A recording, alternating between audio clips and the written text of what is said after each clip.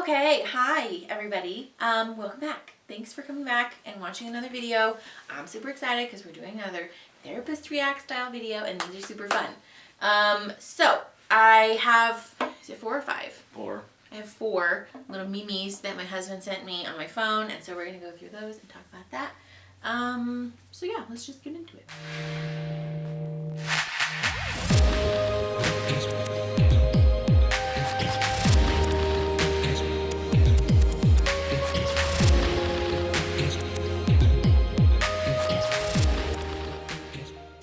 So first one, nobody want to tell you why discipline is so important.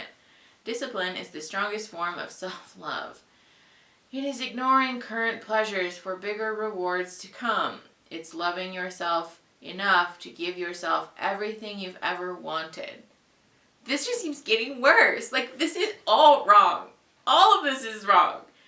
First of all, as a rule of thumb, don't take advice from people who can't bother to spell check their meme or like their little texty thing before they post it on the internet. But also, discipline is not the strongest form of self-love. You know what the strongest form of self-love is?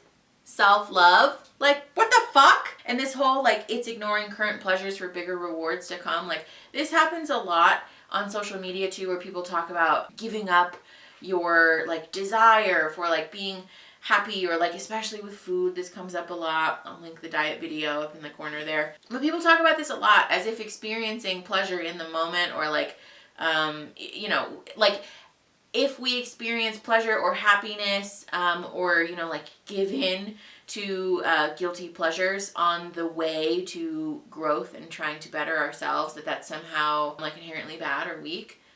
It's not. It's literally just a part of survival. Like, I don't know about you guys, if you've noticed this yet, being a grown-up and, like, functioning as a human being is kind of a lot sometimes. Like, it's not a super fun thing to do all the time.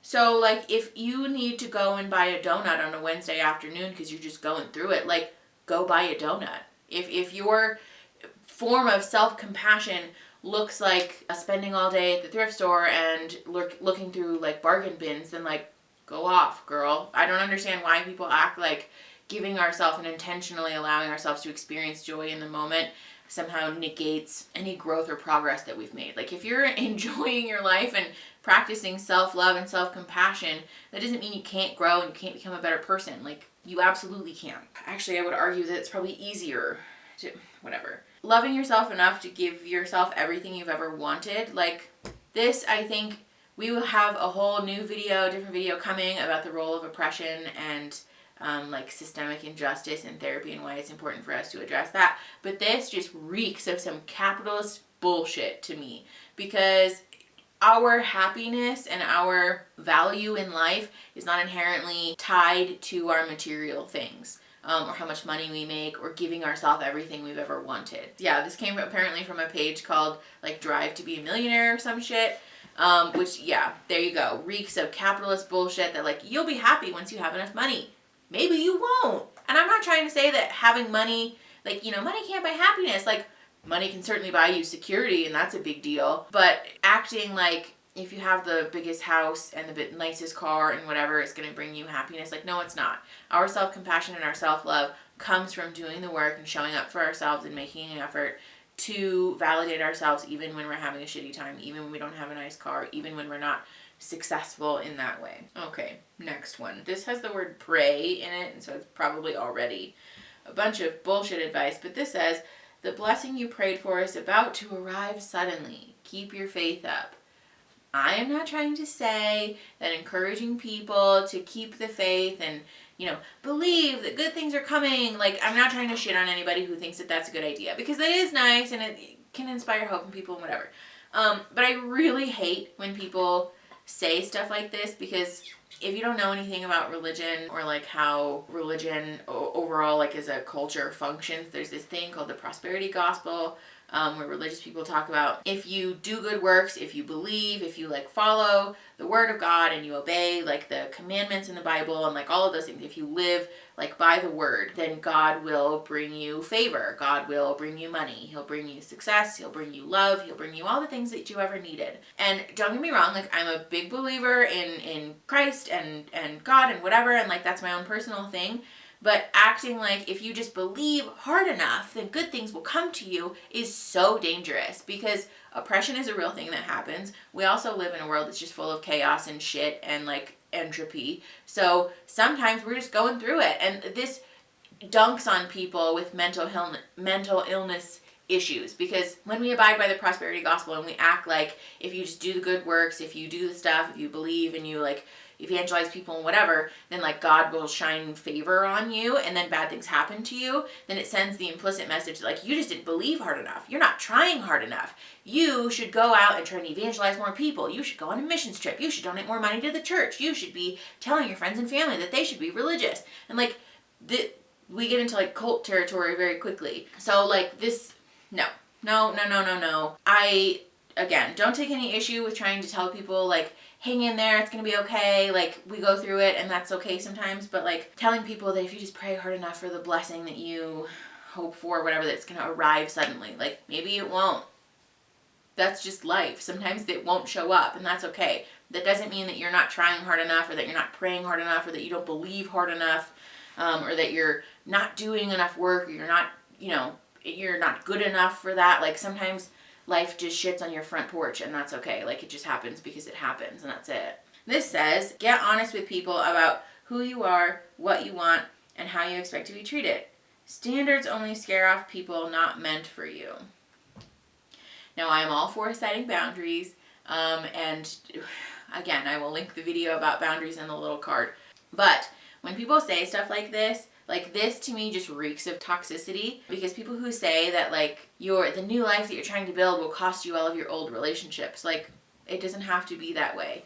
This to me sounds very much like somebody who thinks that setting boundaries means communicating aggressively and telling other people like, well, if you don't like me, fuck you, like this is just the way that I am. And that's my favorite. That's just how I am. And like how they are is actually just like trampling over people's boundaries and like not making space for other people's feelings and invalidating other people's struggles. But like, again, it's important for us to be honest with people. I don't disagree with that. And to tell people what we want and how we expect to be treated.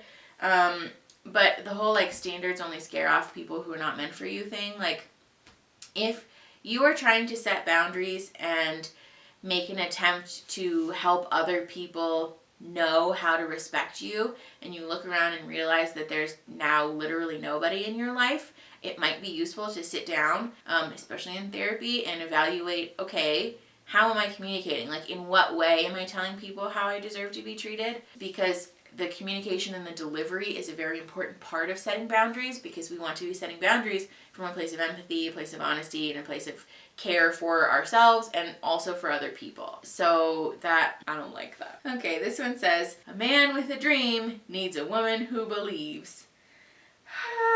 I don't know if this is trying to say that like a man with a dream needs a woman who believes in him, which is what it sounds like.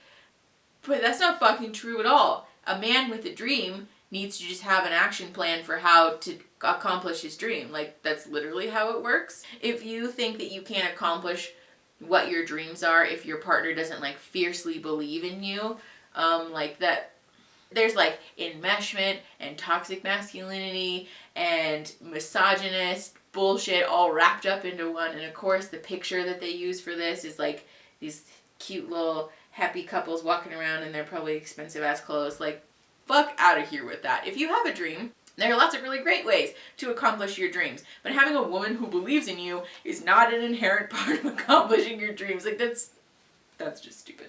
Yeah, this is the one that I wanted to talk about. And this says, the most ignored form of therapy, and it's a picture of the gym. I will link a video about diet culture and all of that shit. And exercise can be a very useful part of self-care. It's a great coping strategy. It's very useful for some people to help unpack big emotions. But I hate when people say shit about how, like, the gym is the best form of therapy. Like, you know, no. The best form of therapy is fucking therapy. Is evidence-based therapy, actually. Going to the gym every day, or however often you can manage it, will not fix your mental illness. It just will not. Again, it's a very useful part of a treatment plan for working through mental illness. Again, it's a great coping strategy. It can be an excellent part of self-care, but it is not treatment in and of itself for mental illness. Fuck out of here with that shit. That drives me up the wall, because usually what happens when somebody is struggling with a mental illness and they talk about how, like, the gym is my therapy. No, it's not. The gym is your form of avoidance. That's your way of checking out of what you're feeling and turning off your emotions and not tuning into your body. Don't get me wrong, I practiced avoidance for a very long time. I am very familiar with how uncomfortable it is to intentionally move away from avoidance. So, like, while I have compassion for probably what this person is going through, maybe they're not, but while I have compassion for people who use the gym as a form of wanting to check out from what they're feeling, that's not an excuse to perpetuate this idea to other people. Fuck you. Like, just no. Don't. Okay, I think that's enough for today. I feel like I need a nap now. But if you like the video, If you want to subscribe to the channel to see more content like this, then do that. Share the video with other people, because it helps the channel grow and you can help each other grow. And I will talk to you later. Okay, bye.